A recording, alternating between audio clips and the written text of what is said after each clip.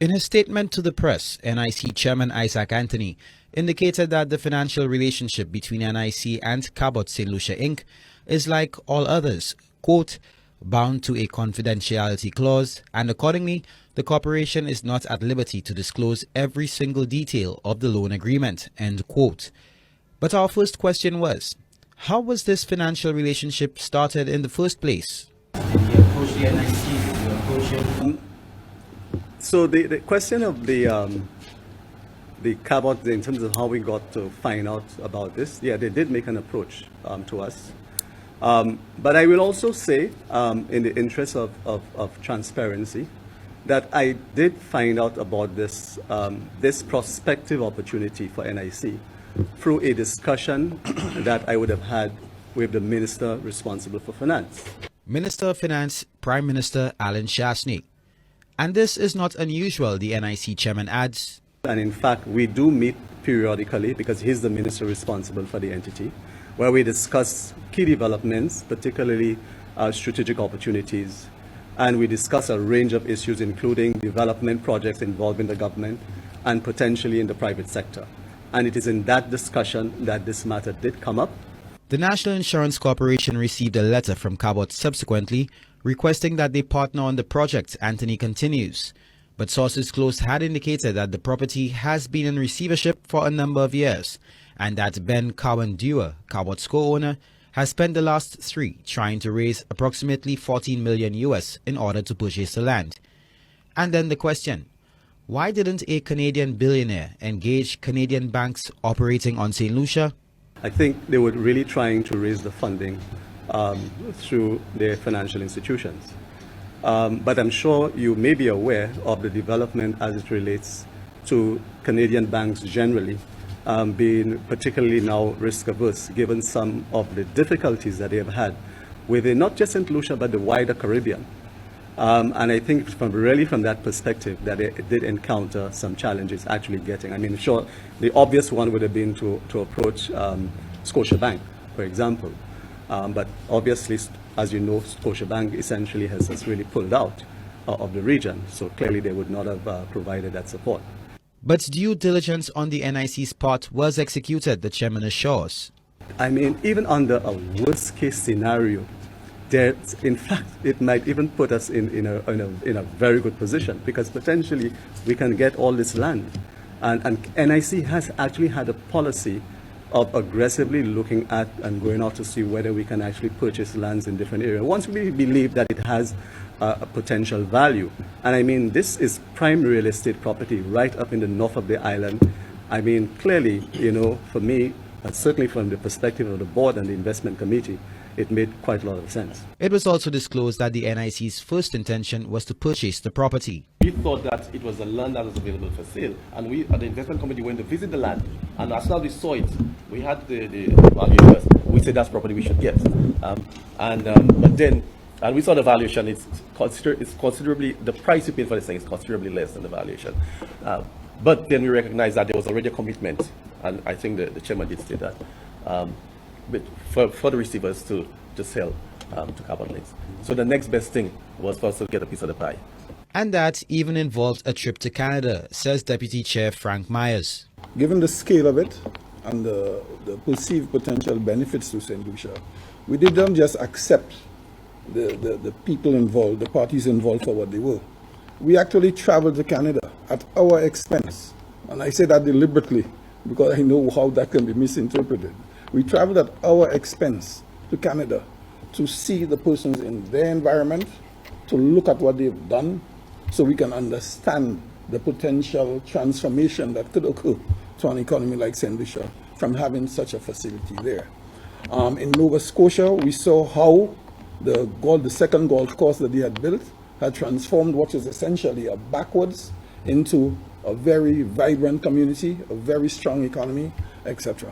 The proposed 50-room golf resort development has raised some viability concerns amid a decline in the popularity of the sport in both the US and the UK, coupled with the closure of a number of golf courses. In fact, a 2016 article in the Financial Times revealed that about 1 in 3 players in England gave up their club membership between 2000 has expressed concern about pensioners' funds being put at risk. The developers of Canada's famed Cabot links in Nova Scotia joined the Prime Minister of St. Lucia, Alan Chasney, alongside Invest St. Lucia and NIC in a groundbreaking ceremony to mark the beginning of a project which will see a new 18-hole golf course on island. The 18-hole golf course, designed by noted golf course architects Bill Core and Ben Crenshaw, will be set on Point Hardy. We have now learned that a multi-million-dollar foreign-owned golf course project to be located at Cap Estate is to be facilitated by funding from the NIC. We have had $11 million sourced from the NIC to facilitate the DSH investments, the payment of $100 million of government bonds last year, and now a $30 million to the Cabot Group from Canada for their proposed golf course project in St. Lucia. This project, which will include a championship 18-hole golf course, as well as I think about 250 lots, is coming, and I just want you to know that the government of St. Lucia is not just saying in words our support, but putting those to action. The Prime Minister does not seem to understand that foreign direct investment in a country means that a non-national or foreigner brings money into a country from overseas sources in order to invest in the country. Instead, for the Prime Minister, foreign direct investment means that he gives directly to foreigners our lands, our beaches, and now our money. And I know that we're also looking at the possibility of getting at least a third and a fourth golf course in St. Lucia to really start making St. Lucia a golf course destination. I went on the Cabot Link website and the Cabot St. Lucia website. They spoke about an 18-hole golf course. They also spoke about high-end villas ranging from $700,000 US to $10 million US.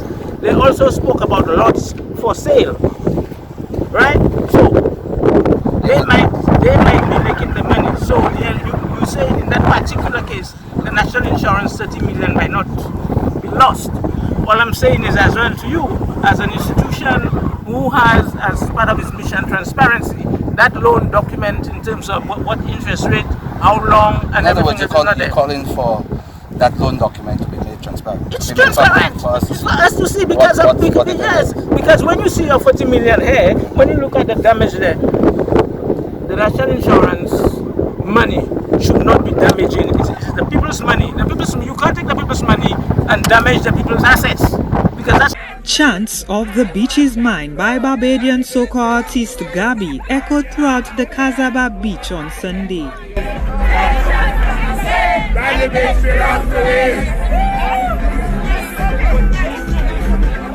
Beach is mine, I could do it anytime. It's not what you say, I could do it anyway. Beach is mine, I could do it anyway. Scores of St. Lucians descended on Madrid's beach restaurant to patronize the establishment as the beloved proprietor seeks to build a defense fund. Some bearing placards to protest the loss of natural habitat and heritage.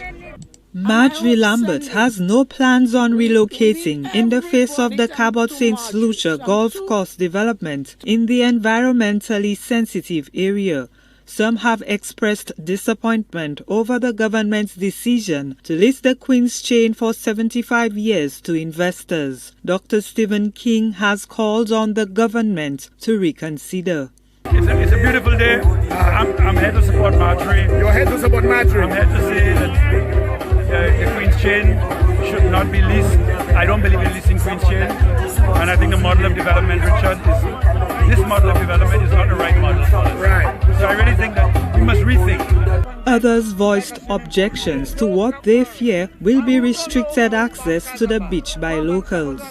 Catholic cannot have say on Casaba Beach. I agree. The beach is ours and it belongs to us. A number of well-known individuals. Cabot Link, the Cabot development, I think you said that it's the SLP is creating problems and the SLP supporters are creating problems. What exactly is the issue with the Cabot link development, as you understand it? Well, as it relates to the issues with the SLP supporters, they believe that what the government offered to Cabot should not have been what it is. They do not believe that the lady who have been there for 20 years should remove her establishment from there. Hence the reason there was a gathering at the lady's residence yesterday with reference to that. Okay, that's Miss Marjorie. We know her name. Yes, Miss Marjorie. Respect. But so are you saying then that she should be allowed to be moved from that location? No, I'm not saying that. I would never say that. The lady have history in that place. I listened to her, and like I said earlier, it is a discussion that is continuing with Marjorie, and whatever she decides with Cabot, then they would go ahead with it. So I'm not in the position to say that she must leave the area. No, I won't say that. Okay, let me say this. I don't see any of this as an SLP issue or an SLP supporter issue, because I too believe that this issue is really bigger than Miss Marjorie. I believe the issue is about our Queen's Chain and the government allowing all mode of foreigners and others to enter into contracts with them that basically takes us out of the equation, and we should not allow it to happen.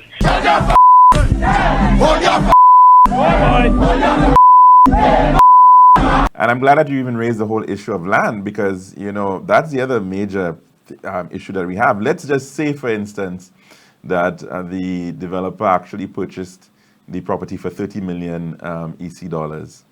And that's about 300 acres of land.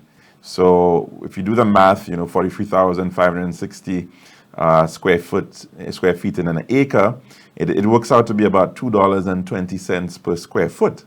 But if you just go to screen just briefly, and we're going onto the Cabot website. If you could just go to screen, please.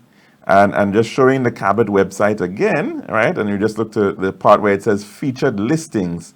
You would see right there are 44 lots, apparently. Now, remember, this land hasn't been approved. We haven't gotten approval. There hasn't been release of lots or anything of the sort. But we're being told that 22 lots have been sold.